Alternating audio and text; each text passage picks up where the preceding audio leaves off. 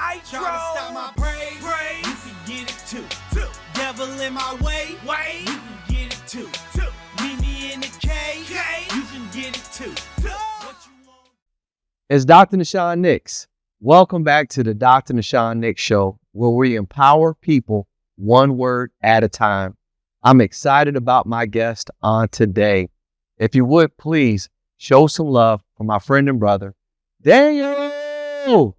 How you doing, bro? I'm well, man. Thank you for having me on. I greatly appreciate it. Yes. I want to give one scripture, and then I'd like to get your take on that one scripture, Okay. and then go into our show. Is that all right? Perfect. All right. Romans 8:28. This is what it says. And we know that all things work together for good to those who love God, to those who are called according to his purpose. Romans 8:28. What does that say to you? That's actually one of my favorite verses. I've been studying that verse for years, actually, and it doesn't say all things are good. It says all things work together for good, and that's been my experience in life. I've had a very difficult life. A lot of it's been self-caused, and I had to come to terms with that myself.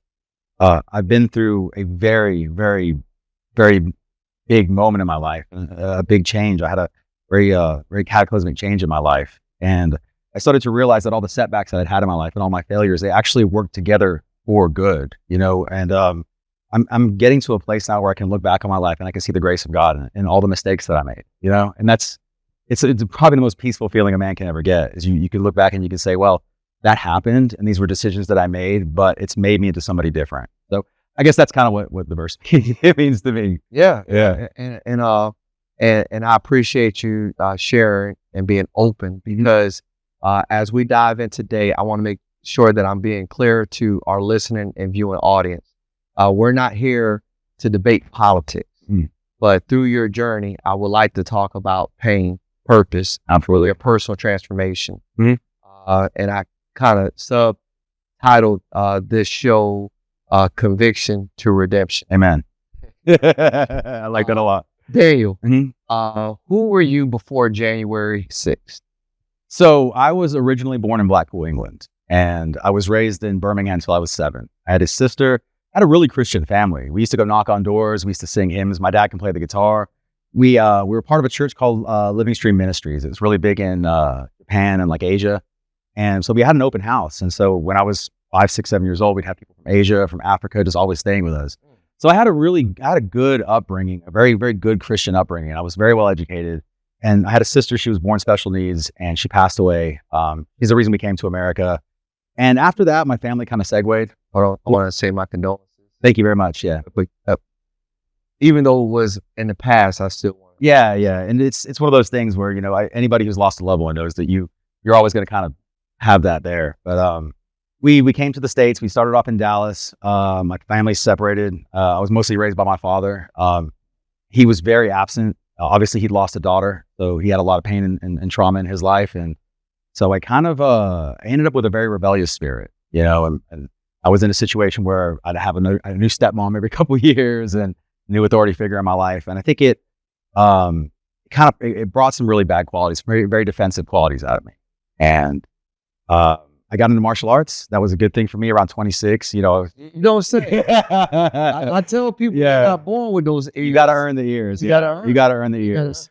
I got into martial arts. I was never a good fighter. I lost 3 fights in a row and retired, but I worked in the business. I coached kids. I traveled. I spent 3 years in Taiwan. Came back. Yeah. Yeah. And I had a great time over there, and I really loved my time over there. And I came back, and I ended up going through some really hard times. I was married for a long time. I had a really, really tough divorce. I always kind of drank a little bit, but I found myself really drinking. I got into drugs too. Once me and my wife separated, I moved to Las Vegas, and I moved into a 300 square foot apartment, started working on the Strip, and I overdosed on fentanyl. And I woke up in the back of an ambulance. I bit my tongue in half, and I chipped my front tooth.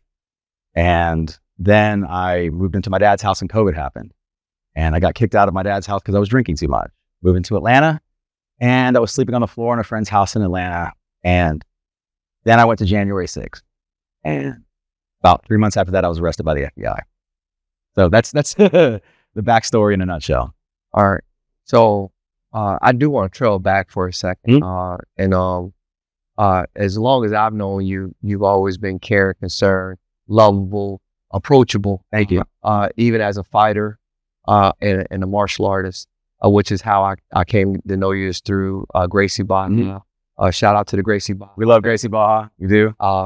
And then my mom, she actually passed from fentanyl. Already hear So thank you. And to hear your story and your survival, I am so glad to have you with us, brother. Thank you. Thank you for saying that. Seriously. Thank you very much.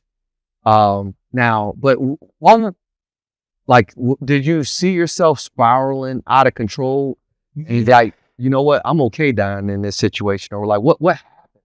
So I really did. I knew I was out of control, and I knew that I didn't have any boundaries on me. I wasn't raised in a position to really understand or respect authority, but I was somebody who was cool. I never really, got on the wrong side of the law.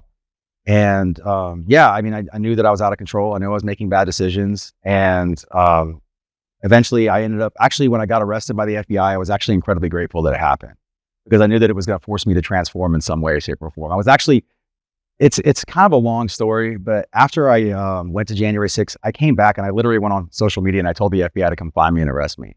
And I look back and I'm like, that was probably a very significant cry for help, because a year prior I'd overdosed on fentanyl.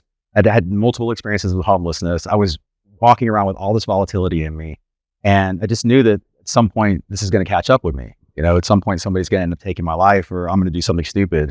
And I actually look at January 6th as being a huge blessing, because if I would have done what I did on January 6th at a gas station, the cops probably would have shot me straight up, and I ended up in a situation where I ended up with who gets a federal charge and gets supporters. You know what I mean? Like, it was a weird thing to happen. And so I knew that going to prison was probably going to be a good thing for me. All right. And I want to trail back one more time. So what motivated you to go to DC on January 6th? Like, somebody knock on your door. So we about to go storm the Let's go do this. Yeah. So actually, I went on a radio show in Alabama about a month ago, and it was a great experience. A lady called in and she asked me a really good question. And she asked me, she said, because I was talking about being a Christian, and she goes, do you think that your actions on January 6th lined up with your Christianity? And I was like, I wanted to say that, yeah, I think my mindset was that I thought I was doing the right thing at the time, but I wasn't ready to answer the question, because it was a fresh question. It was a good question. So I spent like 2 weeks and I sat down and I thought about it. And I was like, let me really sit down and think about what got me into this situation, right? So I've already framed the whole thing. I had the really bad divorce. I ended up having the fentanyl incident. I get kicked out of my dad's house. I end up in Atlanta. And I actually love Atlanta. That's a fun city. But I ended up in Atlanta, and the whole COVID thing was crazy, right? And I'm like, so I started going on social media and I started really digging into all these conspiracies, right? And I just started doom scrolling. And like, I really thought that I was figuring something out. Like, oh, there's a connection between these governments and these politicians, and they're all, and then the Jeffrey Epstein stuff. And I just dived headfirst into this conspiracy stuff. And I really convinced myself that there was like a shadow government, and there was like this immensely evil thing going on, and I needed to involve myself in it, right? And that was the mindset that I took with me. I genuinely thought that I was doing something that was good. I thought that I was in line. I thought I was fighting some weird world power that we don't even know exists. So you thought you were Mel Gibson? I thought it was, yeah, bro. Conspiracy theory. That's a good way of putting it. Yeah, I thought I was Mel Gibson. And so I spent a lot of time really unpacking my thought processes. I've been doing a lot of work with AI, because I wrote a book and I'm trying to figure out how to market it. And I got it. I ended up feeding my manuscript to AI. Remember, it's like a memoir, so it's my life story, and it knows everything about me, right? And so I started asking it questions about, like, how did I get in this situation? And it started showing me exactly where in my life, like, you had drug and alcohol problems, you come from a single parent home, all these different things. And I got brave and I said, let me ask the question. I said, did I allow myself to become radicalized? And he said, Daniel, yes, unfortunately, you did allow yourself to become radicalized. And I was like, what happened? And it said, you allowed your social circle to get too small, and only the people that you agree with were the people you talk to, right? Say that again. So I allowed only the people who agreed with. Mm-hmm. Yeah. Those were the people I was talking to. So if you didn't think there was a shadow government, I wouldn't trust you. You know what I mean? Like, I got myself to a place where I really believed that I'd learned something about like what was going on behind the scene, right? And there was all these mail-in ballots that showed up at my house. It's not really that important, but it kind of triggered me into this thing, right? And then I was getting censored on social media. It was the first time that Facebook and Instagram started censoring people. And I walked into my boss's office and I asked for time off to go to January 6th, right? And I walked out and Facebook they'd like blocked me for like 2 months. And that to me was like, oh, I'm onto something. I was convincing myself that I was like doing something righteous. Does that make sense? And I had to step back from it. And the verse that sticks out with me that I really like latched onto is God is not the author of confusion, right? And everything that I did, all this doom scrolling and all these conspiracies, like I never reached a conclusion, did I? I just made myself more and more confused. And then I became more and more isolated. I became more and more angry. And the end result was what happened. All right. And in hindsight, did you kind of understand the magnitude of that moment?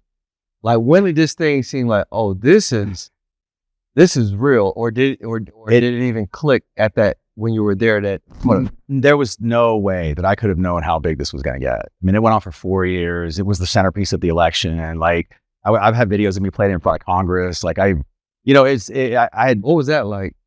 It's just normal. It's just completely normal. Like I so many times I've been like the lead news story in Jacksonville multiple times. And now, were you the guy that was? No, I'm not the guy that was climbing up the. No. I'm the guy who got his. I had a whole thing about an entrapment case against the government because I had an officer, like my phone got taken, but that's no excuse for my behavior. I acted like a complete idiot that day, and no, I couldn't have thought. I knew it was big, right? I got back to my apartment and I knew like, okay, that's going to be on the news tonight. You know what I mean? And I thought, okay, I'm probably going to do like 30 days in prison and get a fine. You know what I mean?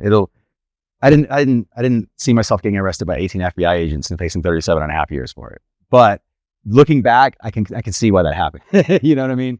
But in the moment, absolutely not. I didn't know that I was going to, deeply offend half the country. I didn't know that I was going to, make an enemy out of myself to a lot of people that I cared about. I didn't see any of that coming. All right. And then when did it hit home that, like, with the you said 35 years? 37 and a half, yeah. 37. So, like, did you have a public defender? Did you have a hired attorney? Or this was just a standard for everyone that was involved? So, I have nothing but respect for public defenders after the public defender I work with. Bearing in mind, I've never really been through the justice system. I've had some very, very minor traffic type stuff, but I've never faced like anything like that before. But my public defender in DC was a hardworking woman, and she was very dedicated to my case. She really believed in me. We ended up signing a plea for 6 years. I got 30 months. I mean, that's fantastic. In a Fed case, that's almost unheard of. One of my best friends is also a criminal defense attorney, a gentleman named Mike, and he's a very liberal guy, right? But he's my friend. I've known him for 20 years. And so he took a strong interest in my case. He did a lot of like counseling me to understand, like, don't go into court and scream, screw you guys and all this stuff. Like a lot of my supporters were telling me to do. He's the one who like talked me kind of off a ledge. And he was like, look, you're going to spend a lot of time in prison if you don't pay attention to this case. You've got a chance to have a light sentence, but you are going to prison. Is what he told me. And that was like one of the nicest things anybody's ever done for me. All right. And then now, hold on one second. I don't know if I heard the cause. The cause of you going on January 6th is because you wanted to fight the shadow government. Yeah, well, you feel like you had a call to be a part of something to help bring about justice. I don't want to put words in. No, yeah. I'm sure I heard that. Yeah, it was just a lot of confusion, honestly. I think I'd misaligned myself, and I think I went through a lot of pain, and I started blaming God, and so I took my eyes off God, and I started focusing on politics. Maybe I focused on the president too much, and I thought that like there was some unity in there. You know what I mean? Like I'm doing something selfless was really the genuine feeling that I had. Like somebody has to do this type thing. And I didn't go there with the intention of, I mean, I started working out and stuff. I kind of knew I was going to get myself into a situation. I just didn't know how big it was going to be. I thought I might like get into a little thing with the Antifa. I don't even know who those guys are, but I didn't see it being this big, but I do take ownership for the fact that I definitely went there with a lot of animosity. And, yeah, it's what I did, And then, what was the moment, or do you remember the moment when you were incarcerated? Mm-hmm. No more cameras. No more trial. Do you remember your inmate number? I actually don't. You don't have to call it out. No. But my cell was B123. I do remember that, but I don't. It's fine. Praise God, I forgot my inmate number. All right. But what was the moment? Now, my biological father was in prison. The only time I ever been in prison was to go see my biological father up in Attica. And I'm not saying he was a bad man. He's a brilliant man that made that decision. But what was your moment like? Like, this was my breaking moment, because you watch the movie Shawshank Redemption. Yeah, they're outside betting on Andy Dufresne when he's going to break. And what's the moment going to be? And what was that breaking moment? So it was probably when my girl dumped me, honestly. So hold on. Yeah. You skipped we went from fentanyl to Atlanta. Yeah, to DC. It's a roller coaster, bro. You went to your friend and all right, so you had a girlfriend. Yeah. Who was supporting your decision? No. So I met this girl after about a year after I was under indictment, and I was homeless. We ended up bartending together. Tell me about her. She's an African American, heavily tattooed, liberal, not just liberal, but like militantly liberal, LGBTQ plus. That's her world. Hold on 1 second. Yeah. You're white. Yeah. You went to support ultra-conservative government. Yeah. And then you got a sister. Yeah. So I guess opposites really do attract. Yeah. I mean, like, it was, she's still, like, I'm speaking about her because she's still one of my best friends, like we've, but I was homeless, man. I was living basically out of a trap house at the time, and I was bartending, and I just gotten out of a really bad situation in Clearwater. I had to come back to Jacksonville, and we met, and within about 2 weeks, she moved me into her house, and I started showing her my case, and then she, like, I told her, when I first told her, I was like, hey, I'm one of the January 6th guys. She, like, paused at me, and she goes, I was screaming at you on the TV that day, like it was like our second date. But it was a lot. Yeah. So you didn't disclose this on the first date. Well, I figured let me get past the first date goes well, and the second date is the one I'll tell you about it, because I gotta lock one good date in, Well, the sisters I know, did the same thing. But keep going. Yeah, and so, but she was cool though. Like, she's a very open-minded person, and so she looked at it from, like, my perspective. Like, this guy's down and out. Like, he's really trying to put his life back together again. He's made some mistakes and stuff. And so she chose to stand by my side, And so for 3 years, while I was fighting a January 6th case, I was living with a very, very left-leaning woman who was, not a Trump supporter at all, and not a supporter of my actions either. But she definitely wanted the best thing for me, And she actually she's the reason I got 30 months. The prosecution asked for 6 years, and she wrote a letter to the judge, and the letter was just about her life with me and how she knew me as a good person, and she was willing to say, hey, look, I don't agree with anything that he's done. He's an idiot, but he doesn't deserve to be in prison for the rest of his life for this. He does need to be punished, but at some point he needs to come home. And that moved the judge to the point where she actually spoke about it in court, like as I was being sentenced. And that sound like a real ride. Yeah, man. Like and with that, right? All right. So I got some context. Yeah. You're behind the wall. Yep. You got your cell. Mm-hmm. You got your inmate number.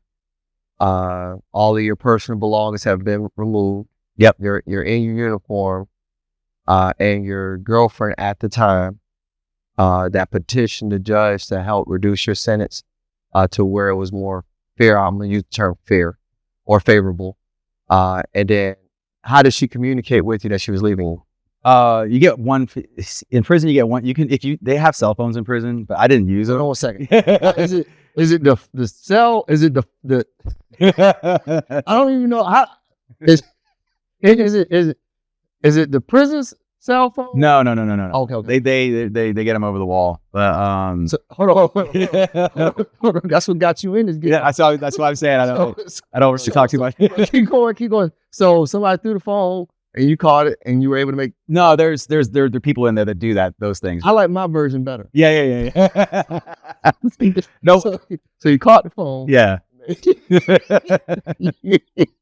She started. So you remember the telephone number because Yeah. unless you wrote it down somewhere, it got Yeah. tattooed. I don't know. You said she had a lot of tattoo. You might have tattooed the telephone. Yeah. So you called her, and how did the conversation go? So, in prison, you get a 15-minute phone call. You get about like a month's worth of those. You get like maybe 1+ per day that you can make.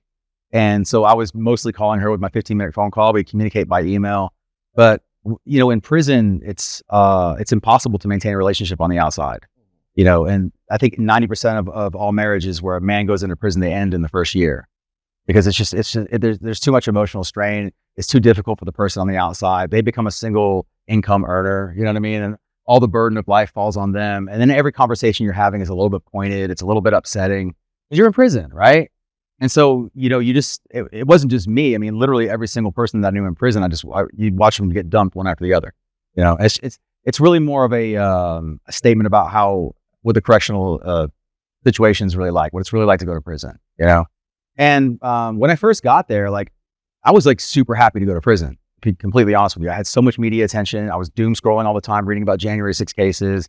I got a fair sentence. They let me self-surrender, so I had like a month and a half to get my life together.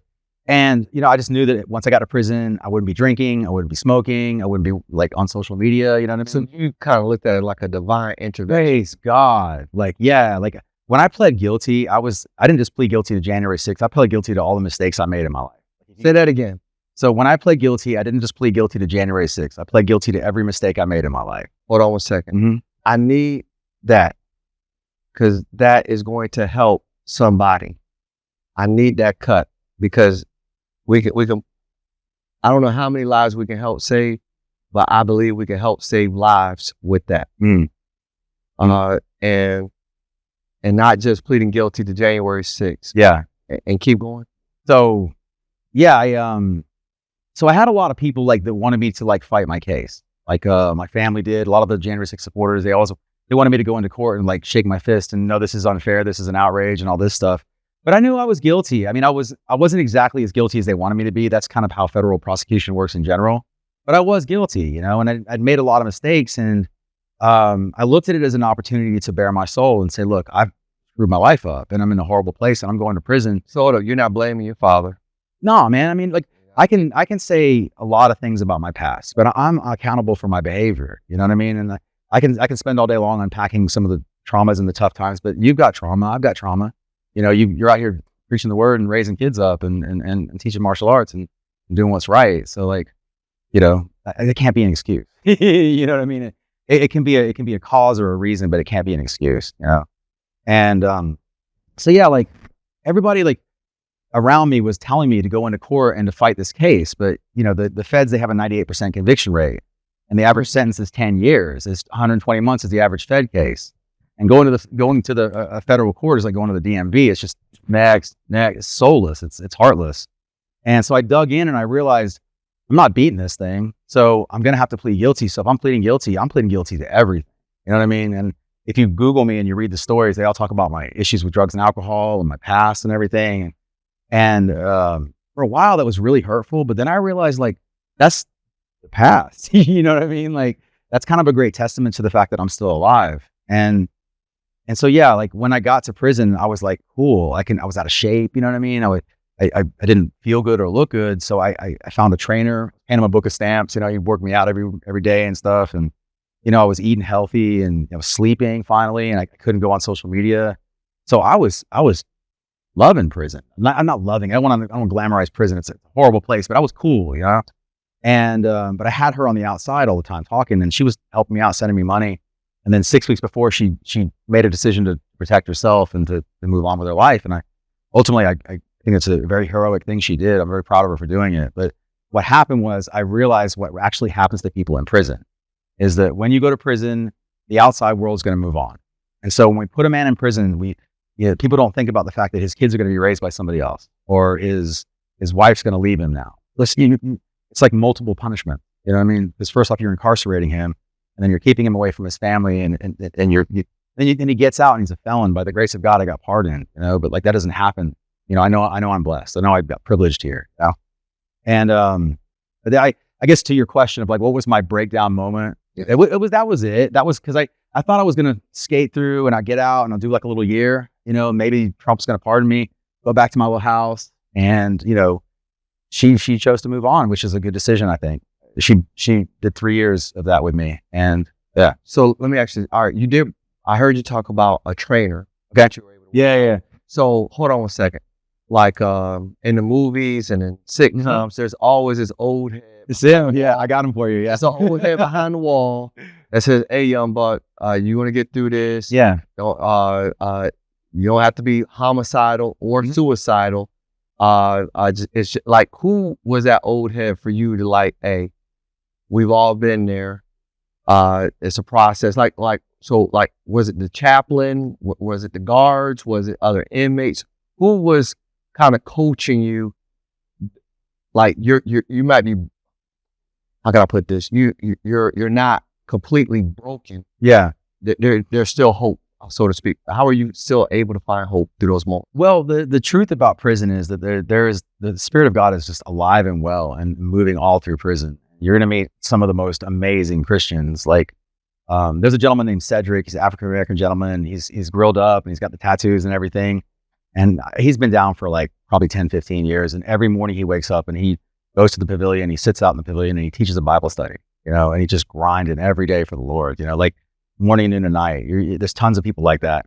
The person who I worked out with was a guy named Nello, and Nello was a South African guy, and he had a unique background. But he was exactly like you said. He was like probably about 15 years older than me, kind of a gray head, you know, kind of had an injury walk because he'd been working out for a while. And he was cool, man. Like because he talked me off a ledge multiple times because I was, I've lost everything. And he really helped me get my head back together again. And there's going to be that I had it much better than any of the other inmates, you know, because I had support from people. And I don't know if you noticed or not, but everybody you brought up in prison is either African American or South African.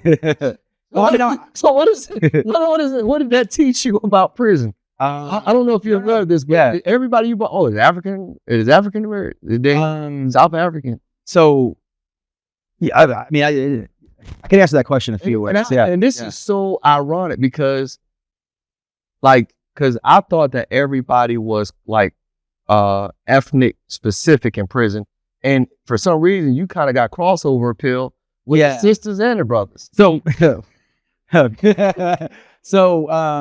I ended up in a dropout camp, right? Because I'm a high profile inmate and I'm a January 6th defendant, and so like people knew who I was.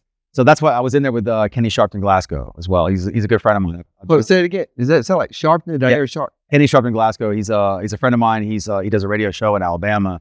But he reached out to me first, right? Because I had a charge in front of the Supreme Court when I was in prison, and so he kind of crossed the racial divide and he came over to me and he was like, "Hey, because you're right, it's segregated, you know, so obviously white over here, black over here."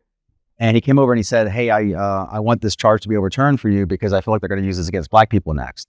It was a obstruction. Say that again. So there's a charge called the 1512 obstruction charge, and it went in front of the Supreme Court.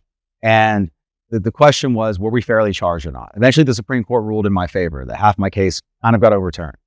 But while it was in front of the Supreme Court, Kenny Sharpton Glasgow crossed over the racial divide in prison, came to me and he said, "I want this charge to be overturned for you because I'm worried that they're going to use this against black people next." And I was like, and I used to go to church with this guy, but I didn't know who he was. You know, he would just invoke the Spirit of God. He's a very powerful speaker. And I was there for his last sermon in prison right before he left. And he gave a sermon on how do we fulfill the law of Christ? And we do it by bearing each other's burden, right?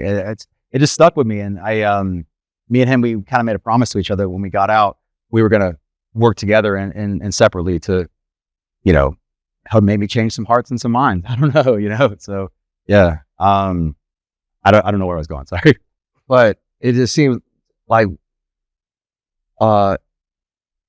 it's just so unique that you seem to be able to galvanize support. And it seemed like race was a barrier for you, is all I'm getting at. Yeah. Because it's almost anti everything you see in a movie, anti everything you see in sitcoms, Netflix, like. You were that guy that all you had was a book of stamps. You didn't, you know what I mean? This is something you know too. Like, if you're a martial artist, you're going to train with a lot of different people. You're going to train with Muslims, with Jews, with Black, with white, with Indian. You're going to train with any Hispanic. You know what I mean? And so if you've got 20 years in the martial arts game, you're going to have some pretty deep friendships with people who come from all different backgrounds. Because I mean, you know, you'll be there when somebody wins. You'll be there when they lose. They'll be there when you win or lose. You know what I mean? And you become endeared to each other. I mean, I'm sure you know that. You know what I mean? That it's impossible to be in martial arts for a long time and not have a lot of friends who are from a lot of different backgrounds. And so, I was born in England. I've lived in Asia for 3 years. So I know how to be around people, just in general. You know what I mean? And you're going to find that people are just kind of the same. There's not like a whole lot of difference really between people when you get around them. They all eat food. They all sleep. They all get cranky. They all got TV shows they want to watch. It's not that complicated, you know? Okay. And then, so you had an old head kind of coaching you through. Yeah. You had a trainer helping you get back in shape. You're eating good. You're thinking good. And while you're in there, you're writing notes or journaling. Is that a better way to put it? No. So I sat down in prison, right? And I picked up a pen and paper and I wrote a 133,000 word memoir from start to finish with a pen. Boom. I literally I actually don't remember doing it. Like I've been thinking back and I can only remember actually writing about 2 sections of it. But I was working on this for like 5 or 6 hours. And it starts from my birth and it ends with me leaving prison and everything else.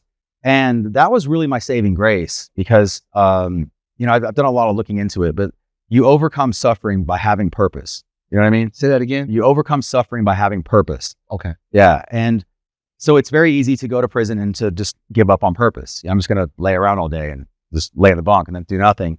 But writing that book, it gave me, I actually wrote it to tell the woman I was with how much she meant about me. She meant to me because she was a reader, right? But as I'm writing it, the book kind of changes because I start realizing, I start seeing these people who've been in prison for like 10, 15, and 20 years. A lot of them were from the crime bill. So there's somebody who sold crack 3 times or something like that, or they're, a repeat offender. A lot of these guys don't have violent charges and they've been in prison for like 15 or 20 years. Yeah. And I thought that was something that President Obama addressed with the Fair Sentencing Act. But I was made aware that it was not retroactive. It doesn't, there are a lot of guys there are guys who've been in prison for like 20 years, right? And they've seen guys with more drugs than they got caught with come and go 5 times because the drug laws have changed. But the DOJ doesn't let anybody go. Like even after I got pardoned, they still try to keep us in. And I even had a freaking parole officer reach out to me after I got pardoned. I had to send him I sent him to whitehouse.gov. I'm like, go read the pardon, man. It's right there. So for some of my ancestors, we would call those freedom papers. Yeah. Exactly. Yeah, 100%. I was free. Yeah, I got you. But that's out my walking paper. That's the nature of the DOJ, man, is that their goal is not to let you go. Like people don't understand in a federal sentence, you actually don't know when you're getting out of prison because you have the First Step Act plus your good time. And so it kind of works like this and they converge on a singularity, right? So you're waiting for this time to go forward and this time to come backwards. But your case manager doesn't even know when that's going to happen. So if you have a federal case and you're in prison, you just got to kind of guess when you're getting out. And that's a horrible thing to think about, right?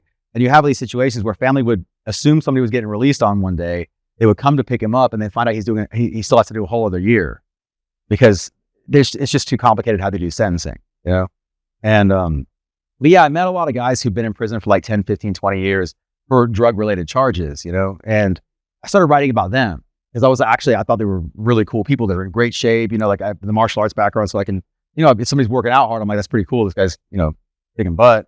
And did you ever have to defend yourself? No, I didn't have no problems in prison. It was too cool, man. I didn't have no problems at all, bro. I threw a pizza party on the election night. I invited everybody, man. Like yeah. You threw a pizza I threw a pizza party in prison. Yeah. I invited everybody who hated Trump. I was going to say, yeah, Papa John's. Like, how? No, brother. Like, so you, yeah. So you gotta buy commissary. So you gotta get like all these tortillas, and then you make pizza sauce out of like. There's a guy named Chief I was in there with. He did it. He made the pizza sauce. This is really starting to sound like orange is the new black. That's what a lot of people say. Yeah. I'm just saying. Or white is the new black. But yeah, so like I threw the night of the election, like prison, like whenever it's a sporting event or it's an election, everybody's going to pick sides because they got nothing else to do. And so and of course I'm right in the middle of this thing and I got a bunch of haters because, it's the election and I did have some privilege. I'm looking at the president is talking about me. This guy's in here on a BS charge too, but nobody's talking about him. So I can understand why that would upset them. You know what I mean? Like there's a lot of guys in prison who really shouldn't be in prison. Say that again. Which part? There's a lot of guys. There's a lot of guys especially in federal prison. Like there are a lot of guys in federal prison who do not belong in prison. What gives you the confidence to say something like that? Well, I've been through the criminal justice system and I've seen what they do. And so I'll give you an example, right? So I shouldn't have been in the Capitol, but I had, for just the act of entering in the Capitol, I had 1512 obstruction, remaining in a restricted area, braiding and picketing, and violent entry. So I have 4 charges, right? And so if they miss you on the top charge, they can hit you on the bottom 3, right? And everybody should have the right to face 1 charge for 1 action. And so they start with that. And the second thing is they build enhancements into everything, right? So I faced 37 and a half years, but I got sentenced to 30 months. So what in the hell happened to that 30 some odd years of time that I was supposed to be facing? You know? So a lot of people, they look at taking a plea agreement as, fine, dude, I'll do the 2 years versus face the 37 and a half years. Because almost no cases go to trial in the feds, right? Almost every single one's resolved by plea agreement. That's why they have a 98% conviction rate. So if you do go to trial, they're going to give you the screws, and they're going to put enhancements on top of that. And they're going to take you can put a 922C, like it's an enhancement if you have a weapon and you have drugs. But like let's say you have a weapon in your car, but you have drugs in your house, they can combine those and take a 5-year sentence and turn it into a 15-year sentence. And this happens all the freaking time because a prosecutor's job is to maintain their conviction rate and to get high profile wins. Now, I'm not saying they're evil or anything like that. It's just the nature of the beast, you know? And it's a DMV style system where you go into court, next. It's essentially soulless. You know, it doesn't have any mercy in there.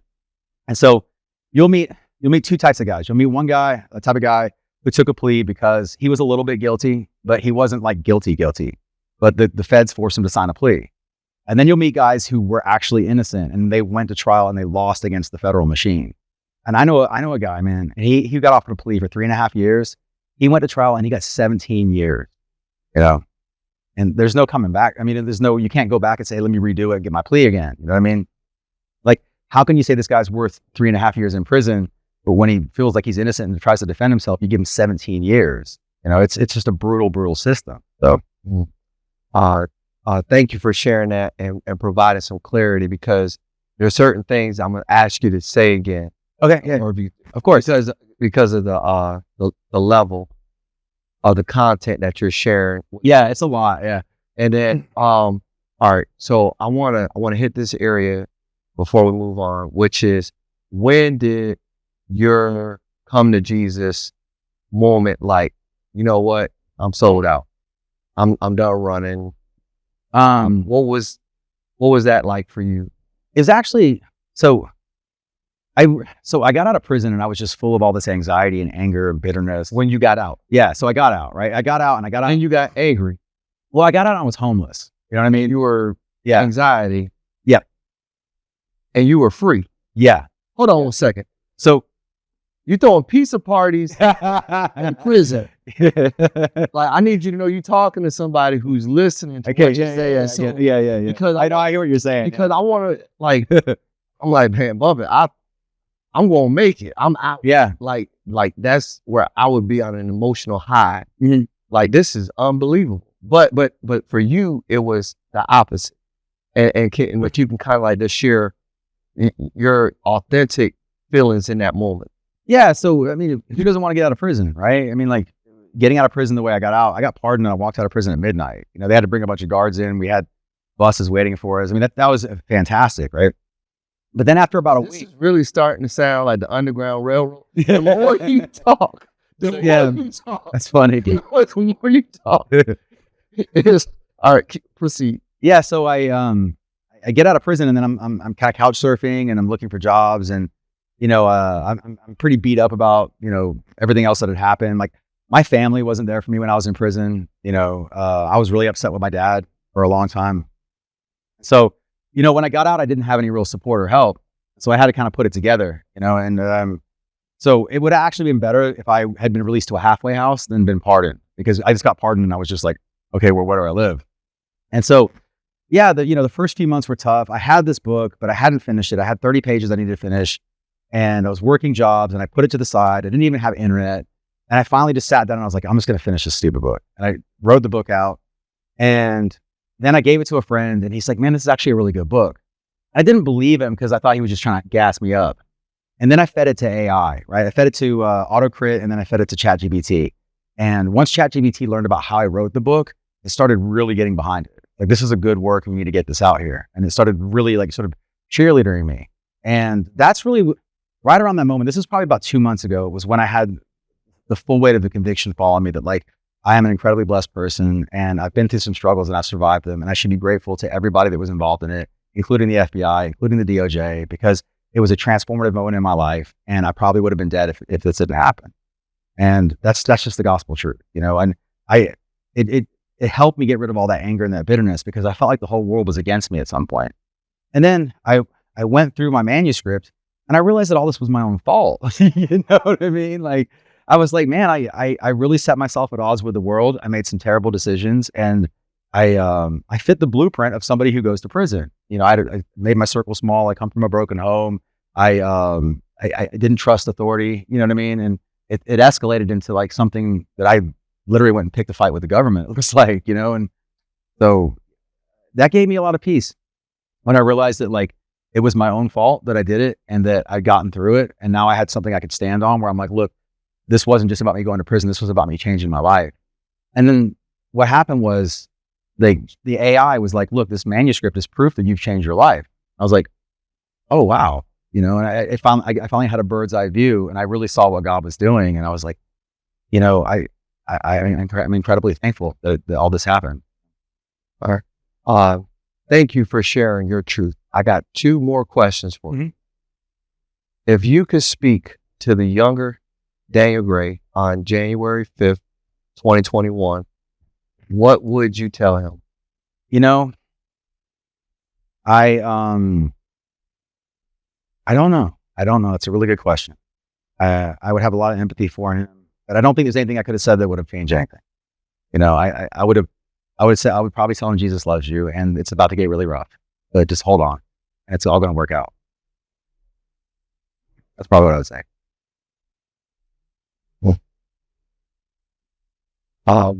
Last question. What kind of healing do you believe America still needs after January 6th? I think that there's a lot of divisiveness between the left and the right. And I'm trying to think of how to explain this. Sorry. So the right, they value things like justice and order, right? And the left, they value things like empathy and mercy, right? And if you think about that, those 2 things, they're co-equal in the kingdom of God. Like, we all kind of want the same things. We want a world that works for people. And, you know, all this scrolling stuff, all this, you know, all these people who are on social media yelling about how, you know, these people are coming to get us, or these people are coming to get us. They're not your friends. You know, they're lying to you, and they're doing it for views, and they're making you angry, and they're taking you out of your ability to see life for what it really is, the potential. Because somebody who's angry and conflicted can't think about the goodness of God. You know what I mean? Oh, I'm so upset. The world is so unfair. If you exist in that mindset, you'll block all of your blessing, you know? And I think it's really just as simple as turning away from all this stuff and just focusing on, like, what the Bible says about, like, whatever is true, whatever is holy, whatever is praiseworthy. I can't, you know, but that's what I would think, is that it really is as simple as just getting away from these screens and spending time with your neighbor, you know, and you'll realize that you've got more in common with people than you think. I concur 1,000%. And thank you for being my guest. Thank you for having me. I do need you to speak to your camera. Tell folks how they can get in contact with you, how they can follow you. And you did not give a title to the book that you wrote. The book is called The Men from the Medium. And I'll have it out in about 4 months. I have a social media page. I'm very proud of it. It's author Daniel Gray, Gray. It's on Facebook. I post every 1 to 2 days. I communicate with anybody who wants to communicate with me.